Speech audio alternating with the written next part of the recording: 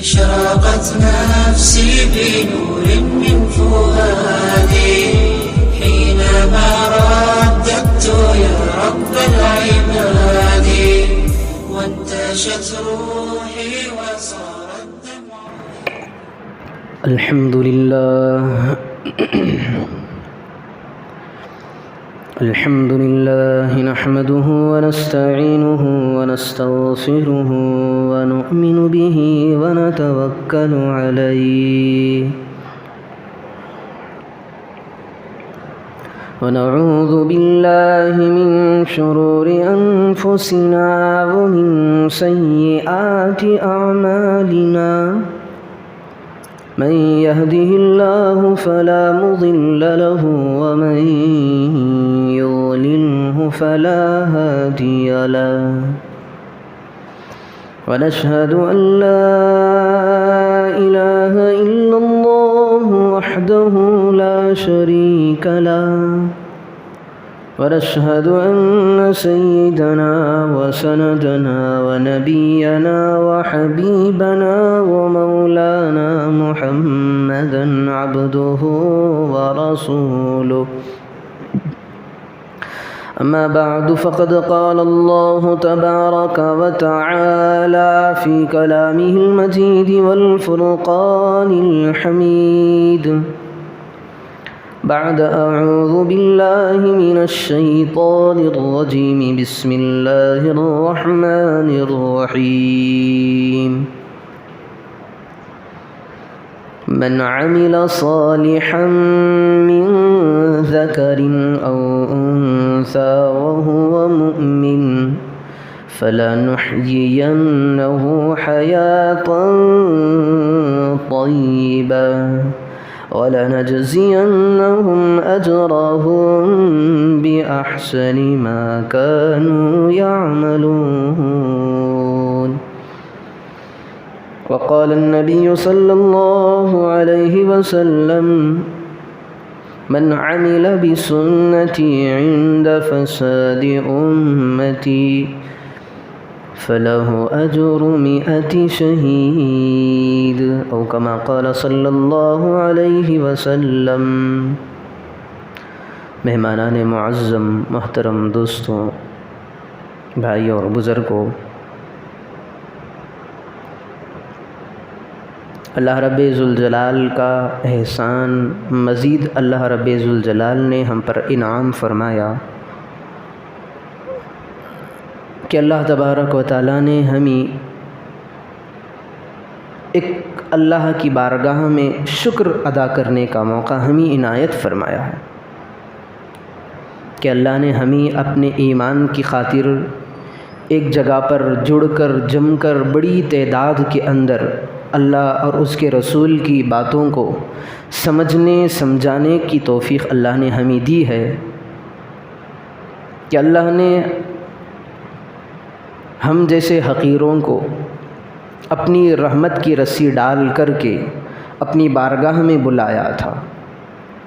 جو اجتماع ہمارا ہوا تھا یہ بھی اللہ رب ذوالجلال کا ہم حقیروں پر بہت بڑا احسان ہے کہ ایک جگہ اکٹھے ہو کر اللہ کی بڑائی بیان کیا جانا، اللہ کے رسول کے صفات، اللہ کے رسول کی سنتوں کو ہمارے دلوں کے اندر اتارنا اور ہمارا یہ وقت دینا بھی اللہ کی توفیق اور اللہ کا احسان تھا کہ بہت بڑی تعداد میں بندے یہاں سے اجتماع گاہ اپنے وقت کو نکال کر کے اپنا خرچ برداشت کر کے وہاں پر پہنچے تھے. میرے بھائیوں، دوستوں اور بزرگوں، اجتماعات یوں تو ہوتے رہتے ہیں لیکن اصل مقصد تو یہ ہے کہ ان اجتماع گاہوں کے اندر جب ہم جاتے ہیں تو جانے سے پہلے ہمارے احوال الگ ہوتے ہیں، جب واپس آتے ہیں تو ہماری کیفیت کیسی ہونی چاہیے، کیونکہ ہم نے وقت بھی لگایا ہے، مال پیسہ بھی خرچ کیا ہے، دشواریوں کا ہمیں سامنا بھی کرنا پڑا. اس کے باوجود جب ہم گئے اگر خالی ہاتھ واپس لوٹ رہے ہیں تو یہ ہماری بہت بڑی ناکامی ہے، کیونکہ پیسہ خرچ کرنے کے بعد، وقت نکالنے کے بعد جیسے گئے تھے ویسے ہی واپس آ گئے تو گئے تھے کیوں تھا؟ تو اجتماعات میں جانے کا مقصد یہ ہوتا ہے کہ وہاں پر جانے کے بعد جو باتیں ایمان کی ہمارے سامنے آتی ہیں، اعمال کی باتیں آتی ہیں، ان پر ہمیں اپنی زندگی پر قائم رہنا ہے، اپنے آپ کو ان باتوں کے مطابق چلانا ہے، زندگی گزارنا ہے، زندگی سنوارنا ہے۔ کیونکہ ہم جو گئے تھے یہ نہ کسی مال کی بنیاد پر تھا، نہ دنیا کی بنیاد پر تھا۔ ہمارے قدم جو اللہ کی توفیق سے اٹھائے گئے تھے وہ اللہ ہی کی خاطر تھے۔ اب ہم اپنی زندگیوں کو چینج کرنا ہے، بدلنا ہے۔ ایک چیز تو اللہ نے ہمیں عطا کر دی، دوسری چیز خود بخود ہمیں اللہ سے مانگ کر اس پر چلنا ہے۔ اللہ رب ذوالجلال نے ایمان کی دولت ہمیں دے دی ہے۔ ایمان اللہ نے ہمیں گفٹ دیا ہے، عطیہ دیا ہے، ہبہ کیا ہے، تحفہ دیا ہے، جس کی قدر میں اور آپ لوگ جان نہیں سکتے۔ اگر ہمیں ایمان کی قدر معلوم کرنی ہے تو آج سے 1400 سال پہلے پیچھے جائیں گے، جا کر کے بلال سے پوچھیں گے، بلال ذرا بتاؤ کہ ایمان کی قدر و قیمت کیا ہے، ایمان کی منزلت کیا ہے، ایمان کو تم نے اپنے اندر کیسے بسایا تھا، اس کی قیمت کیا تھی۔ وہ بلال جو حبش کا رہنے والا تھا، جس کی قیمت چند سکوں کی بھی نہیں تھی، لیکن ایمان لانے کے بعد حال کیا تھا۔ اللہ کے رسول صلی اللہ علیہ وسلم حضرت بلال سے کہہ رہے ہیں، بلال تم چلتے زمین پہ ہو، میں تمہارے قدموں کی آہٹ جنت کے اندر سن رہا ہوں۔ تو سوچیں انہوں نے اپنے ایمان کو کیسے مضبوط کیا تھا، کس انداز میں بنایا تھا۔ ان لوگوں نے ایمان کو مضبوط اس لیے بنایا تھا کہ ان کے دلوں کے اندر ایمان کی قدر و قیمت تھی۔ حضرت بلال سے پوچھیں کہ اے بلال تم نے ایمان کو کیسے سینچا تھا، کیسے بنایا تھا؟ تو حضرت بلال رضی اللہ عنہ کہیں گے کہ مجھے عرب کی تپتی ہوئی ریت پر مجھے لٹایا گیا، آگ کے بستروں پر مجھے لڑکایا گیا، سلایا گیا، میری چربی کو جلایا گیا، میرے گوشت کو کالے کالا کر دیا گیا، اس کے باوجود ایمان کی حقیقت میرے اندر تھی تو میں نے اللہ کے فرمان کو نہیں ٹھکرایا۔ جب ایمان کی دولت دلوں کے اندر بس جاتی ہے تو دنیا، ساری دنیا اور دنیا کی تکلیفیں ہیچ ہو جاتی ہیں۔ یہی ایمان کی قدر حضرت سمیہ سے پوچھیں کہ سمیہ بتاؤ ذرا کہ ایمان تمہارے اندر کیسا تھا؟ تو حضرت سمیہ کہتی ہیں کہ یہی وہ ایمان تھا کہ جس کی خاطر میں نے اپنی جان کو نچھاور کر دیا۔ ابو جہل نے حضرت سمیہ رضی اللہ عنہا کی نازک مقام پر نیزہ مار کر کے انہیں ایمان کی خاطر شہید کر دیا۔ وہ لوگ اپنے آپ کو تڑپانا پسند کرتے تھے، اپنے آپ کو سختیوں کے اندر ڈالنا انہیں منظور تھا، لیکن ایمان سے ہاتھ چھوڑنا انہیں گوارا نہیں تھا۔ لیکن جس کے دل کے اندر ایمان بس جاتا ہے تو اس کی دنیا کی اور دل کی دونوں کی کیفیتیں بدل جاتی ہیں۔ حضرت ابو ذر غفاری رضی اللہ عنہ ابھی یہ ایمان میں داخل نہیں ہوئے تھے، ابھی اسلام نہیں لائے تھے۔ قبیلہ غفار کے رہنے والے، انہوں نے سنا کہ مکے میں ایک شخص ہے جس کا نام محمد ہے، وہ کہتا ہے کہ اللہ ایک ہے اور کہتا ہے کہ میں ہی اللہ کا رسول ہوں۔ حضرت ابو ذر غفاری رضی اللہ عنہ کے کانوں کے اندر یہ آواز گونجتی رہی، یہ کون سا بندہ ہے، میں جا کر کے اسے ضرور دیکھوں گا۔ پہلے حضرت ابو ذر غفاری رضی اللہ عنہ نے اپنے بھائی سے کہا کہ جاؤ مکہ جاؤ، جا کر کے دیکھ کر کے آنا۔ جو بندہ اللہ کا دعویٰ کرتا ہے، اللہ ایک ہے اس بات کا دعویٰ کرتا ہے اور اپنے آپ کو اللہ کا پیغمبر کہتا ہے، اس کے صفات دیکھ کر کے آؤ، جاؤ ذرا اس کے احوال دیکھ کر کے آ کر کے مجھے بتانا۔ اب حضرت ابو ذر غفاری رضی اللہ عنہ کے جو بھائی تھے وہ گئے، جا کر کے دیکھا اللہ کے نبی کو۔ دیکھنے کے بعد واپس حضرت ابو ذر کے پاس آ گئے، اپنے بھائی کے پاس آئے، آ کر کے کہنے لگا جیسی باتیں ہم نے سنی تھیں ہو بہو میں نے ان کو ویسا پایا ہے۔ اب حضرت ابو ذر رضی اللہ عنہ کو ابھی اطمینان نہیں ہوا تو یہ خود سفر کر کے نکل گئے، نکل کر چلے گئے، مکے کا سفر کیا۔ گئے، جانے کے بعد مطاف کے سامنے بیٹھ گئے، چونکہ پوچھ نہیں سکتے تھے، چونکہ عرب کے اندر اتنی جہالت تھی کہ محبت کا نام نہیں لینے والا کوئی نہیں تھا۔ دشمنی اتنی تھی کہ آئے ہوئے مسافر کو پوچھنے والا کوئی نہیں تھا کہ بھائی تم کہاں سے آئے ہو، تم کیا چاہتے ہو۔ اتنی سخت دشمنی تھی، عداوتیں اور نفرتیں بھری ہوئی تھی۔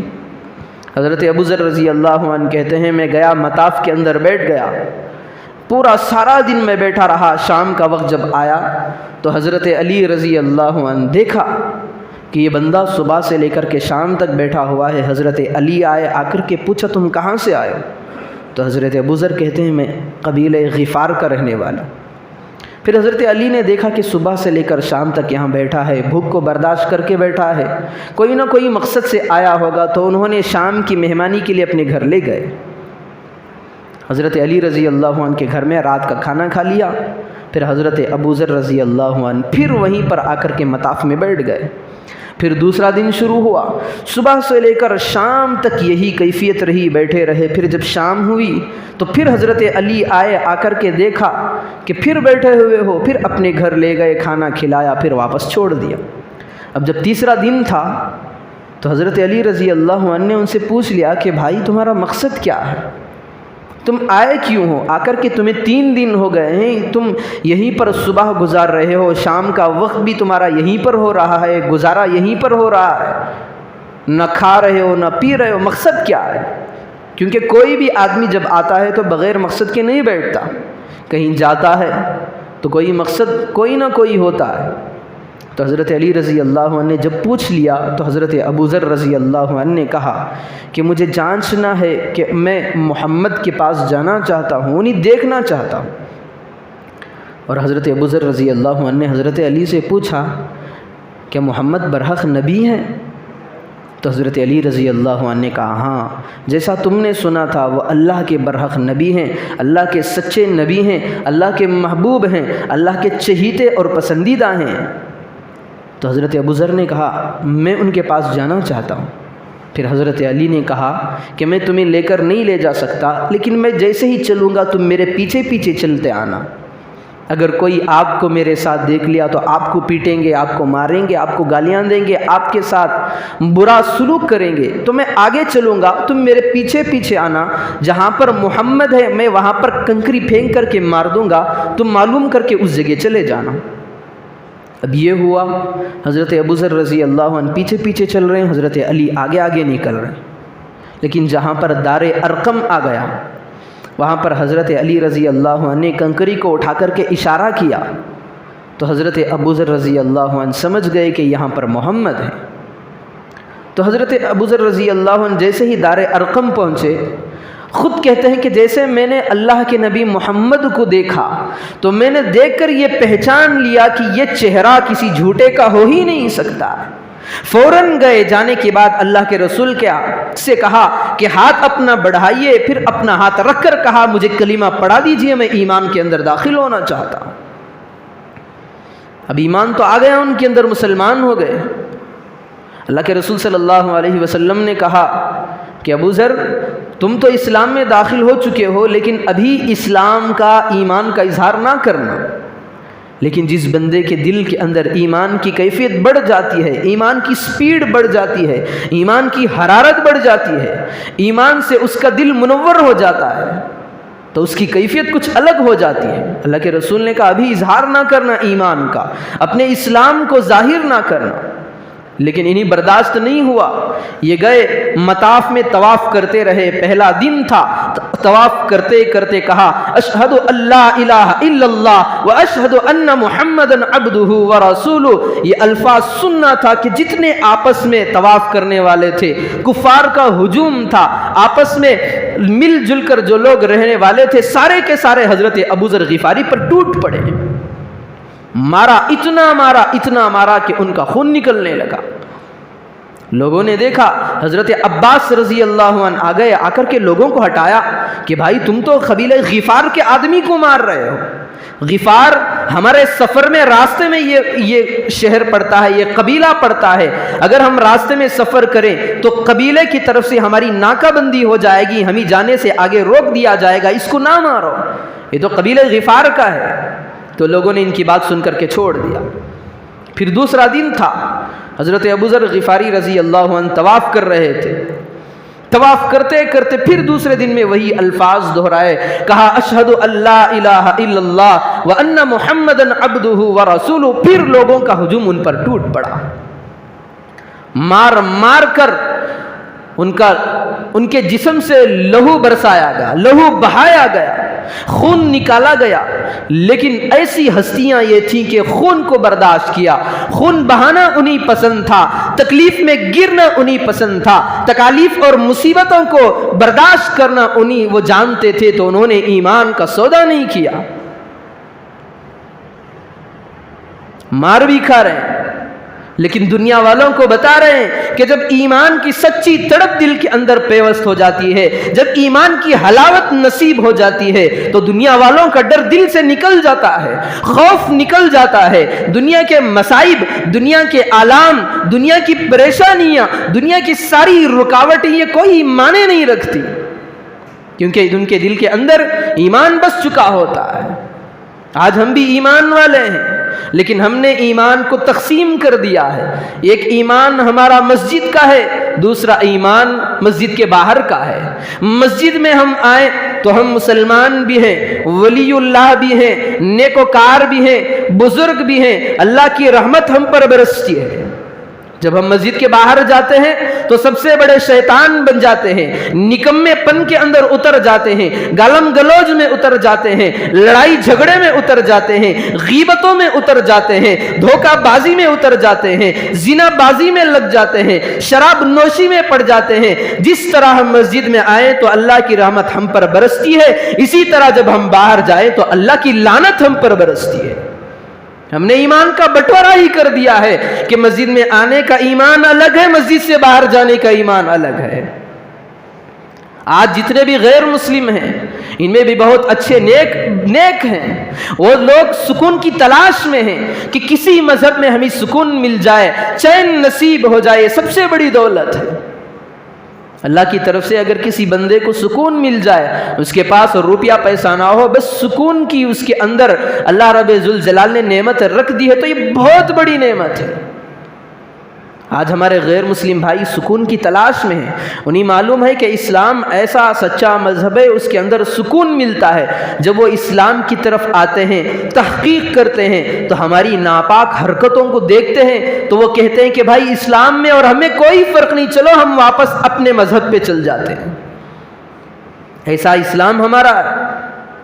مسجد کا اسلام ہمارا الگ ہے، باہر کا ایمان اور اسلام الگ ہے۔ صحابہ کے عادات ایسے تھے کہ اسلام اور ایمان کی تبلیغ ہوتی تھی۔ حضرت ثمامہ بن اسال رضی اللہ عنہ یہ بعد میں اسلام میں داخل ہوئے، لیکن ابھی اسلام میں داخل نہیں ہوئے تھے۔ اس وقت جب سفر کا ارادہ کیا، عمرہ جا رہے تھے، تو راستے میں اللہ کے رسول صلی اللہ علیہ وسلم کے صحابہ نے دیکھا کہ بھائی ثمامہ جا رہا ہے۔ تو حضرت ثمامہ کو پکڑ لیا، پکڑ کر کے اللہ کے نبی کی خدمت میں لے کر آئے، کہا اللہ کے رسول صلی اللہ علیہ وسلم یہ بے ایمان ہے، یہ ثمامہ ہے، یہ قبیلے کا، ان کے قبیلے کا یہ سردار ہے۔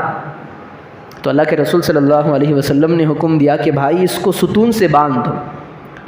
اللہ کے رسول صلی اللہ علیہ وسلم کی جو مسجد تھی، مسجد نبوی تھی، قید خانہ بھی وہی تھا، دعوت و تبلیغ کا کام بھی وہیں سے چل رہا تھا، تصوف کا کام بھی وہیں سے چل رہا تھا، تعلیم و تعلم، پڑھانا، بچوں کو قرآن سکھانا، ان کے عقائد درست کرنا، یہ بھی وہی تھا۔ ایک ہی جگہ پر سے اللہ کے رسول صلی اللہ علیہ وسلم نے تعلیم کی بنیادیں ڈالی، دعوت و تبلیغ بھی ہو رہا ہے، تصوف بھی ہو رہا ہے، سیکھنا سکھانا بھی ہو رہا ہے، قید خانہ بھی وہی ہے، نماز کی تعلیم بھی وہیں دی جا رہی ہے، ذکر کے حلقے بھی اسی مسجد کے کونے میں لگے ہوئے ہیں۔ سارے کام اللہ کے نبی صلی اللہ علیہ وسلم نے اسی مسجد نبوی کے اندر سر انجام دیا کرتے تھے۔ تو اسامہ آئے، حضرت اسامہ سے کہا کہ اپنے صحابہ سے کہا کہ بھائی لے جا کر کے ثمامہ کو باندھ دو۔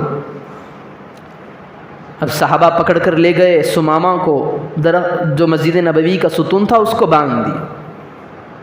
پھر اللہ کے رسول صلی اللہ علیہ وسلم نے کہا کہ میرے پیارے صحابہ، یہ اس کے قبیلے کا سردار ہے، تم اس کی دیکھ بھال کرتے رہنا، نگرانی کرتے رہنا، کوئی تکلیف والی چیز اس کے سامنے نہ کرنا، ایسی حرکت نہ کرنا کہ اس کے دل کو ٹھیس پہنچے، اس کے دل کو چبھن ہو، اس کے دل کو تکلیف ہو، یہ تکلیف محسوس کرے، ایسا ہونے نہ دینا۔ اللہ کے رسول صلی اللہ علیہ وسلم جب بھی نماز سے فارغ ہوتے آ کر کے سمامہ سے پوچھتے کیف حال یا سمامہ، سمامہ تمہارا حال کیسا ہے؟ تو سمامہ کہتے اگر تم مجھے مار ڈالو گے تو میرے قبیلے کے جو لوگ ہیں وہ تم سے بدلہ لیں گے، اگر تم مجھے چھوڑ دو گے میں تمہارا احسان مند رہوں گا، شکر گزار رہوں گا۔ جب بھی نماز پڑھنے جاتے، نماز سے فارغ ہوتے تو سمامہ سے یہی پوچھتے کہ بھائی تمہارا حال کیسا ہے۔ 3 دن ایسی حالت تھی، وہ صحابہ بھی ایسے تھے کہ ان کی خاطرداری کرتے، ان کا اکرام کرتے اور وقت پر کھانے کا انتظام کرتے۔ ایک تو قیدی ہیں، دوسرا اخلاق سے ان کے ساتھ پیش آ رہے ہیں۔ تیسرا دن تھا، صحابہ سے اللہ کے رسول صلی اللہ علیہ وسلم نے کہا صحابہ ذرا اس کی رسی کو کھول دو، یہ آزاد ہو جائے۔ سمامہ گئے، پاس میں ایک باغ تھا، وہاں پر جا کر کے غسل کیا، فوراً اللہ کے نبی کے دربار میں آ گئے، آ کر کے کہنے لگے یا رسول اللہ مجھے کلمہ پڑھا دیجئے، میں ایمان کے اندر داخل ہونا چاہتا ہوں، اسلام قبول کرنا چاہتا ہوں۔ تو فوراً اسلام میں داخل ہو گئے۔ بعد میں صحابہ نے پوچھا سمامہ ایمان تو تمہیں اس وقت قبول کرنے چاہیے تھا جب تمہیں بندھے ہوئے تھے، تمہیں ڈر تھا، خوف تھا کہ تمہیں مار دیں گے، لیکن تم نے ایمان قبول نہیں کیا، بعد میں آزاد ہونے کے بعد ایمان قبول کیوں کیا؟ تو حضرت سمامہ نے کہا کہ میرے دل کے اندر ایمان اسی وقت آ چکا تھا جب میں یہاں پر مسجد کے ستون کے اندر بندھا ہوا تھا، اسی وقت میرے دل کے اندر ایمان اتر چکا تھا، اسی وقت میں ایمان کے اندر داخل ہو گیا تھا۔ میں تمہارے عادات کو دیکھ رہا تھا، تمہارے اخلاق کو دیکھ رہا تھا، تمہارے کردار کو دیکھ رہا تھا، تمہارے طور و طریقے کو دیکھ رہا تھا، تمہاری مہمان نوازی کو دیکھ رہا تھا، تمہارے سب کچھ رویے سے مجھے اطمینان ہو گیا تو میں ایمان کے اندر داخل ہو گیا۔ اگر میں اسی وقت ایمان میں داخل ہو جاتا تو تم مجھے کہتے کہ موت کے ڈر سے میں ایمان میں داخل ہوا۔ یہ صحابہ کے اخلاق تھے۔ یہ کافر ہے، دشمن ہے، اللہ کو نہ ماننے والا ہے، رسول کو نہ ماننے والا ہے، اس کے ساتھ ایسا رویہ ہے کہ اسے وقت پر کھانا دیا جا رہا ہے، اسے وقت پر اس کی دیکھ بھالی کی جا رہی ہے، اسے سہولتیں فراہم کی جا رہی ہیں، اسے آسانیاں فراہم کی جا رہی ہیں۔ یہ اخلاق کو دیکھ کر کے سامنے والا اسلام کے اندر داخل ہوا ہے۔ آج ہم نے اخلاق کو چھوڑ دیا ہے۔ اخلاق تو ایمان کا سب سے بڑا ہتھیار ہے۔ جو کام بسا اوقات دعوت و تبلیغ کے اندر نہیں ہوتا، جو کام بسا اوقات تصوف کے اندر نہیں ہوتا، وہ اخلاق کے اندر منٹوں میں ہو جاتا ہے۔ حضرت انور شاہ کشمیری رحمۃ اللہ علیہ کے بارے میں لکھا ہے کہ ایک مرتبہ وہ سہارنپور ریل گاڑی سفر کر رہے تھے، تو ریل گاڑی میں سوار ہوتے وقت یا اترتے وقت ایک سکھ بھائی تھا جو حشاش بشاش تھا، جسامت والا آدمی تھا، چہرے پر خوبصورتی منڈلا رہی تھی، ایسا آدمی تھا، اتر رہا تھا یا چڑھ رہا تھا، اس وقت اس کا پیر پھسلا، وہ گرنے لگا۔ حضرت انور شاہ کشمیری رحمۃ اللہ علیہ تھے، اس وقت اس مومنٹ میں، اس موقع پر انہوں نے اس اپنے ہاتھ کو آگے بڑھا کر کے اس کو تھام لیا، اٹھایا، اس کو اٹھا کر کے کہا، صرف ایک جملہ انہوں نے کہا، اتنا حسین چہرہ کہ کاش یہ تو دوزخ سے بچ جاتا۔ اس کا ایک جملہ، حضرت انور شاہ کشمیری رحمۃ اللہ علیہ کا ایک جملہ اس کے دل کے اندر پیوست ہوا، اس کو بے چین کر رہا تھا، وہ جملہ سبب بنا، وہ فوراً ایمان کے اندر داخل ہو گیا۔ یہ ایمان والوں کے اخلاق ہیں، یہ ایمان والوں کا کردار ہے، ان کا کیریکٹر ہے، یہ اسلام کا ظہور ہے۔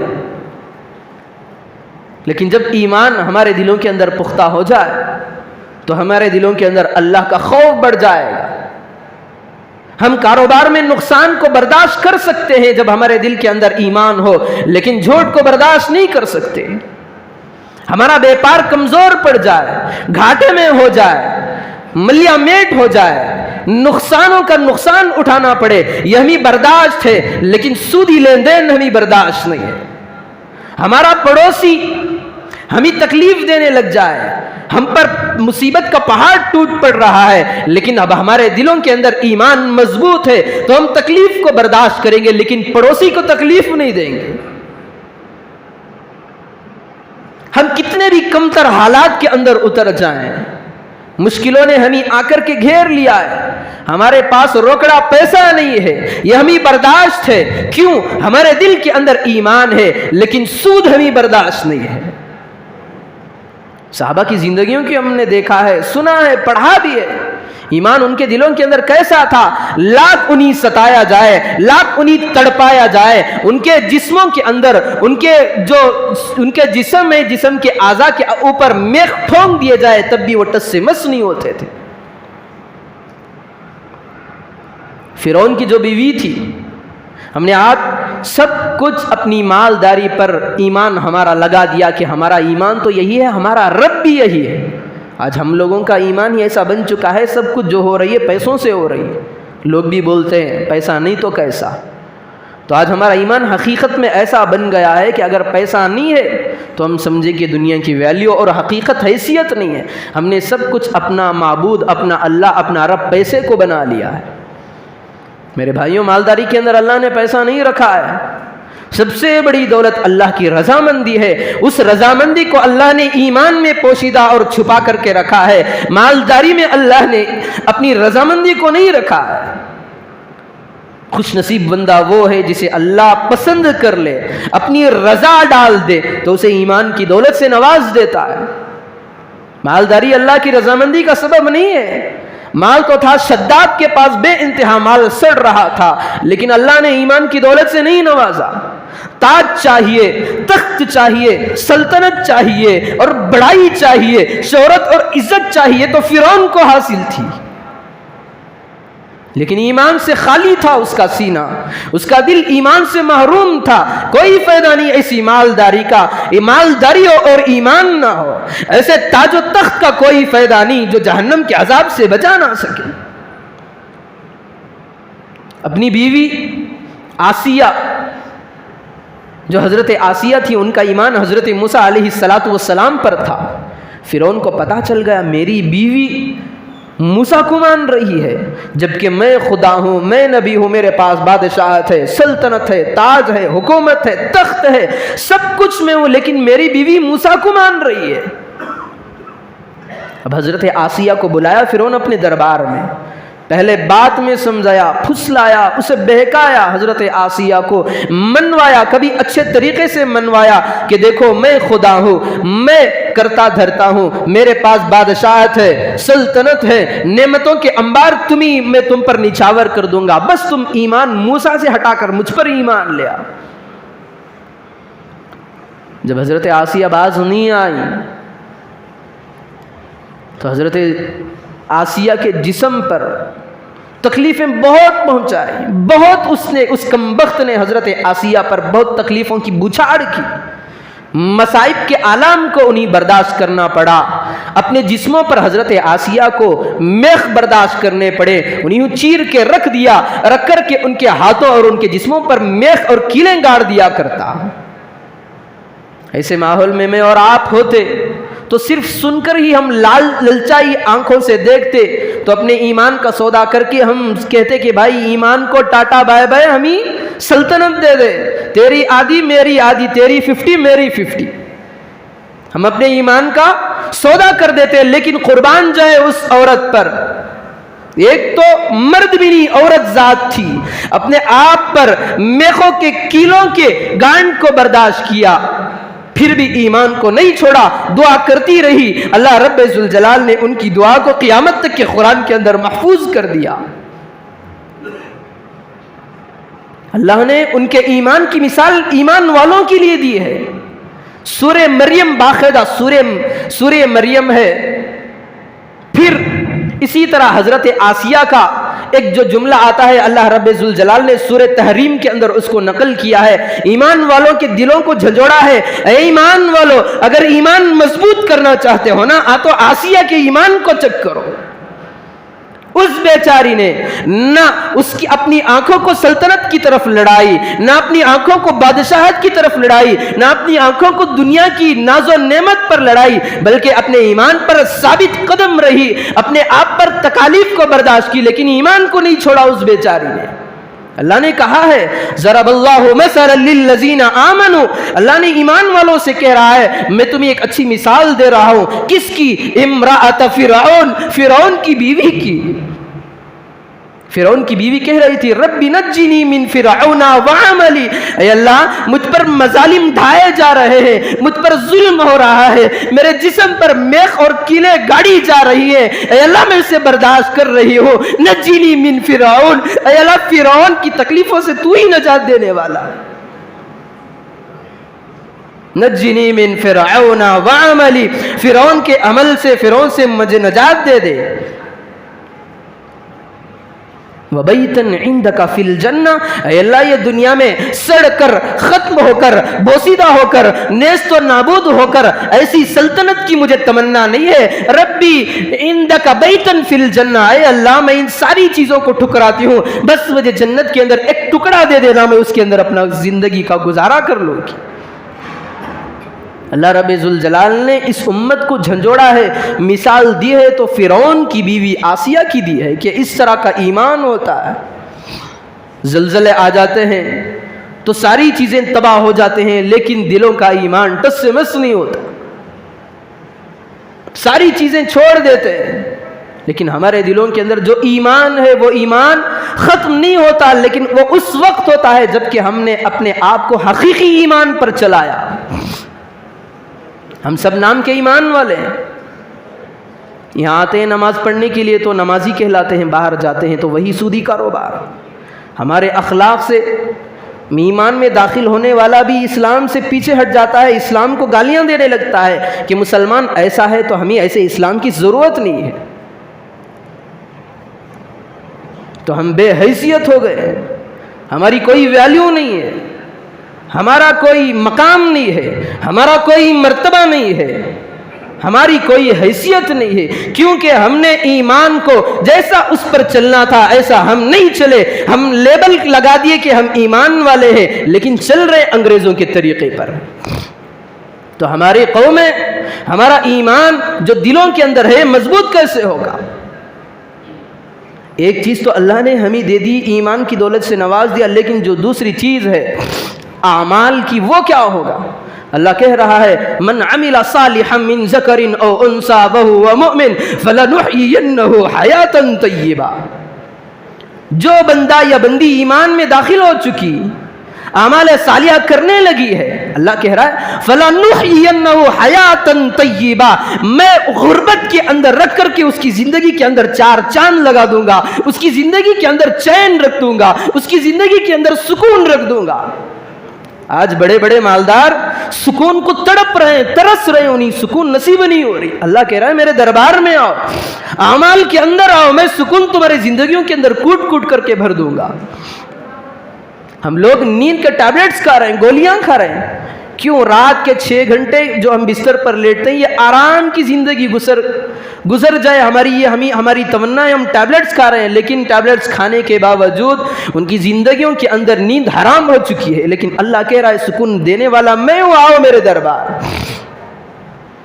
ایمان کے ساتھ اعمال صالحہ جو ہے اسے مضبوطی کے ساتھ اپنے آپ کو جمع دو، میں تمہاری زندگیوں کے اندر چار چاند لگا دوں گا۔ اور حقیقی معنی میں یہی اسلام ہے کہ ایمان آنے کے بعد اعمال صالحہ زندگی کے اندر رہے۔ ایک چیز اللہ نے ہمیں دے دی، ہم مست ہو کر کے بیٹھ گئے کہ بھئی ہم ایمان والے ہیں، لیکن دوسری جو ذمہ داری ہم پر تھی اعمال صالحہ کرنے کی، آج ہم اعمال صالحہ کرنے سے کوسوں دور ہیں۔ ہم نے سمجھ لیا کہ مسجد میں نماز پڑھنے کا نام ایمان ہے، صرف قرآن پڑھنے کا نام ایمان ہے، صرف ذکر کرنے کا نام ایمان ہے۔ یہ بات غلط ہے، ایمان تو ساری چیزوں کے مجموعے کا نام ہے۔ اخلاق دکھانا رسول کے صحابہ کے یہ ایمان ہے، معاملات کے اندر سودی کاروبار کو چھوڑنا یہ ایمان ہے، جھوٹ سے گریز کرنا یہ ایمان ہے، بیوی اور اولاد کے ساتھ حسن سلوک کا معاملہ کرنا یہ ایمان ہے، حتیٰ کہ حیوانوں کے ساتھ ہمدردی کا مظاہرہ کرنا بھی ایمان ہے۔ ہم نے قرآن کے اندر ایمان کو تلاش کیا، نماز کے اندر ایمان کو تلاش کیا، تہجد میں ایمان کو تلاش کیا، روزے کے اندر ایمان کو تلاش کیا، حج کے اندر ایمان کو تلاش کیا، لیکن جتنے معاملات ہیں ان ساری چیزوں کو ہم نے چھوڑ دیا۔ دن ساری سارا دن ساری رات کام حرام ہے، کھانا حرام، پینا حرام، عبادت مسجد میں کر رہے ہیں، قرآن مسجد میں پڑھ رہے ہیں، تہجد گھروں میں پڑھ رہے ہیں، اسے ایمان کا کیا کرنا ہے؟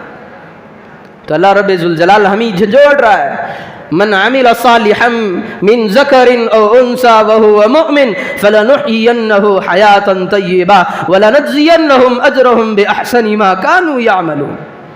حقیقی ایمان تو تب آئے گا جب ہم اپنے ایمان کے ساتھ ساتھ ہمارے دلوں کے اندر اعمال کا جذبہ ہوگا۔ اعمال کا جذبہ اٹھتے بیٹھتے صرف یہی ہے کہ جو کام میں کرنے جا رہا ہوں میرے نبی کا طریقہ اس سے مل جائے، بس یہی ہے ہمارے ایمان کا مقصد۔ میں کھانے کے لیے جا رہا ہوں، میرے نبی نے کھانے کی سنتیں کیسی بتلائی تھی، میرے حضور کا کھانا کیسا تھا، صحابہ کا کھانا کیسا تھا۔ میں پانی پینے کے لیے جاؤں تو میرے سر پر ٹوپی ڈھکی ہوئی ہوگی، میں بیٹھ جاؤں گا، 3 سانس لوں گا، پینے سے پہلے اللہ کا نام لوں گا، پینے کے بعد اللہ الحمدللہ کہہ کر رکھوں گا۔ اگر ایسی زندگی ہماری چل رہی ہے تو سمجھے کہ قسم خدا کی ہم حقیقی ایمان والے ہیں، حقیقی اعمال پر چلنے والے ہیں۔ اسلام ہی صرف ایسا مذہب ہے جس کے اندر کوئی کمی نہیں ہے، یہاں تک کہ اللہ کے رسول صلی اللہ علیہ وسلم نے استنجا جانے کا طریقہ، بیت الخلا جانے کا طریقہ یہاں تک کہ بتلا دیا۔ حالانکہ کون سی جگہ ہے، آدمی پسند کرتا ہے استنجا خانہ جانا، نام ہی سے گھبراتا ہے، دن میں 3 مرتبہ جائے، 5 مرتبہ جائے، 6 مرتبہ جائے، لیکن نام سے تو نفرت ہوتی ہے بندے کو۔ کیوں؟ کیونکہ غلاظت والی جگہ ہے، گندگی والے جگہ ہے۔ اللہ کے رسول صلی اللہ علیہ وسلم نے اس گندگی والی جگہ کے اندر بھی یہ تعلیم دی ہے کہ اس گندگی کے اندر جاؤ، جب گندگی والی مقام پر جاؤ تو میری سنت یہی ہے کہ تم میرے سنت پر چل کر کے اس پر عمل کر کے اندر جاؤ۔ جب تم بیٹھو گے، کام گندا چل رہا ہے، گندگی نکل رہی ہے، ثواب اللہ 100 شہیدوں کا دے گا۔ جا رہے ہیں استنجا کے لیے، ٹوائلٹ کے لیے، وہ بھی خالی نہیں ہے ہمارا اسلام۔ جہاں ہم جا رہے ہیں استنجا کے لیے بیت الخلا سے، جب تک ہم سنت کے مطابق جاتے ہیں، سنت کے مطابق واپس آتے ہیں، اللہ رب ذوالجلال 100 شہیدوں کا ثواب دیتا ہے۔ ہے کوئی ایسا دھرم، ہے کوئی ایسا مذہب جو پش کاٹی بیٹھے بیٹھے اجر و ثواب کمائے؟ صرف ایمان اور اسلام ہی ایسا مذہب ہے۔ ہم بات کر رہے ہیں تو ہمیں نیکیاں مل رہی ہیں، ہم کسی سے ملاقات کر رہے ہیں، کسی سے مصافحہ کر رہے ہیں۔ اللہ کے رسول صلی اللہ علیہ وسلم نے فرمایا افشوا السلام، سلام کو خوب رواج دو۔ کوئی بندہ آ رہا ہے ایمان والا، ہماری ذمہ داری کہ ہم اسے سلام کریں، ہم جانتے ہو یا پہچانتے ہو یا انجانا ہو ہم اسے سلام کریں۔ سلام کرنے سے کیا ملے گا؟ سلام کرنے سے 30 نیکیاں ملیں گی۔ سلام کرنے سے ایک سنت ہے سلام کرنا، اس پر بندے کو 30 نیکیاں مل رہی ہیں۔ 30 نیکیاں کوئی دنیا کی نعمت کا مقابلہ نہیں کر سکتی۔ آج ہم 30 روپے کی خاطر ہم چرنڈیوں کے اندر اتر سکتے ہیں، گندی گندی نالیوں میں اتر سکتے ہیں پیسوں کی خاطر۔ جب اللہ 30 نیکیاں ایک سلام کے اندر دے رہا ہے تو ہمارے اندر اتنی بھی طاقت نہیں ہے کہ ہم سلام کر کے نیکیاں کمائیں۔ اللہ کے رسول صلی اللہ علیہ وسلم نے فرمایا کہ جب بندہ آپس میں مصافحہ کرتا ہے، 2 بندے اللہ کی خاطر، اللہ کے محبت کی خاطر، رسول کے طریقے کے مطابق مصافحہ کرتا ہے، تو اللہ کے رسول صلی اللہ علیہ وسلم نے فرمایا جب اخلاص سے اللہ کی محبت میں 2 بندے آپس میں مصافحہ کرتے ہیں، مصافحہ کرنا کتنے گھنٹوں کا کام ہے؟ گھنٹے نہیں، منٹ نہیں، چند سیکنڈ کا کام ہے۔ ہاتھ لیے، کہا، اس سے دعا کی، یغفر اللہ لنا ولکم، اللہ تمہاری اور مغفرت کر دے، بس 5 سیکنڈ لگتے ہیں۔ اللہ رب ذوالجلال کے پیارے محبوب نے فرمایا، ہمارے آقا اور سرتاج نے کہا ہے کہ جب بندہ آپس میں 2 ہاتھوں کو ملاتا ہے، دعا کرتا ہے یغفر اللہ لنا ولکم، جیسے ہی ہاتھ چھوڑتا ہے تو اس کے سارے گناہ صغیرہ دھل جاتے ہیں۔ یہ سارے گناہ صغیرہ دھلنے کی خاطر بندہ اللہ کی بارگاہ میں آ کر کے تڑپتا ہے، روتا ہے، اپنے آنسوؤں کو بہاتا ہے، لیکن اللہ کے رسول صلی اللہ علیہ وسلم نے فرمایا تمہارا سنت سے ملا ہوا ہاتھ، اٹھا ہوا ہاتھ، اپنے بھائی سے ملا ہوا ہاتھ جب جدا ہوتے ہیں دونوں ہاتھ تو اللہ رب ذوالجلال ان کی مغفرت کے فیصلے کر دیتا ہے۔ جیسے ہی ہاتھ اس طرح جدا ہوتے رہتے ہیں، ان کے جنہوں نے ان کے اعمال میں ناپاک حرکتیں کی تھی وہ سارے ناپاک اعمال ان کے اعمال نامے سے دھلتے جاتے ہیں۔ بتائیں دنیا کے اندر کوئی ایسی شریعت ہے جو بات بات پر ہمیں نیکیاں دیتی رہے، بات بات پر ہمیں اجر دیتا رہے؟ یہ صرف واحد اسلام کا مذہب ہے جو ہمیں بات کر رہے ہیں رسول کے طریقے پر، ہمیں 100 شہیدوں کا ثواب ملے گا۔ تو اللہ رب ذوالجلال نے ہمیں ایمان کی دولت دی ہے، اب ہمیں اس بات کی ہمیں کوشش کرنا ہے کہ ہم اپنے آپ کو رسول کے طریقے پر چلائیں گے، ہمارا ہر اٹھتا ہوا قدم میرے رسول کے قدم سے جا کر کے ملے، میرے رسول کے طریقوں سے جا کر کے ملے۔ کاروبار کر رہے ہیں تو یہ سامنے رکھیں کہ میرے نبی کا طریقہ کیسا تھا، راستے میں چل رہے ہیں نگاہ نیچی رہے، یہ میرے نبی کا طریقہ ہے، کسی سے بات کر رہے ہیں اس بات کا خیال رکھے میری جان چلی جائے، مجھے پھانسی کے پھندے پر لٹکا جائے لیکن میرے زبان سے جھوٹ نہ نکلے، یہ میرے رسول کا طریقہ ہے۔ جب ہمارے دلوں کے اندر یہ کیفیت ہو جائے تو قسم خدا کی ہمارا ایمان سمجھے کہ یہ ایمان ہمیں بچا کر کے جنت میں لے جانے والا ہے۔ تو ہر ساتھی، ہر بندہ یہ تمنا کرے کہ میرا ہر اٹھتا ہوا قدم، ہر کام میرا اللہ کے رسول صلی اللہ علیہ وسلم کے مطابق ہوگا۔ اس کے لیے کوشش کرے، جیسی جاہلوں والی زندگی تھی اس کو چھوڑ دے۔ اب میرے اندر اللہ نے ایمان دیا ہے، مجھے سمجھداری بھی دی ہے، اب میں اپنا ایمان مضبوط کروں گا۔ کیسے؟ نبی کے سنتوں سے، نبی کے طریقوں سے، اعمال سے مضبوط کریں گا۔ ایسا سوچیں کہ اعمال سے میں اپنے ایمان کو مضبوط بناؤں گا۔ جب بندے کے دل کے اندر یہ تمنائیں ہوتی ہیں تو اللہ تبارک و تعالیٰ کہتا ہے میں اس بندے کے لیے جو دل کے اندر نیت کرتا ہے، ارادہ کرتا ہے، اس کے لیے راستہ صاف اور ہموار کر دوں گا۔ وہ میرے نبی کی سنتوں پر آرام سے چل سکتا ہے۔ کیوں؟ صرف ہمارے دلوں کے اندر نیت تھی، اللہ ہمارے لیے چلنا آسان کر دے گا۔ تو اللہ تبارک و تعالیٰ سے دعا فرمائیں کہ اللہ تبارک و تعالیٰ ہمارے ایمان کو مضبوط بنانے کے لیے ہمیں اپنے آقا جناب محمد رسول اللہ صلی اللہ علیہ وسلم کی چھوٹی بڑی ہر سنت پر مرتے دم تک، تا دم حیات تک رسول کی سنتوں پر چلنے کی توفیق عطا فرمائیں۔ آمین۔ وآخر دعوانا ان الحمد للہ رب العالمین۔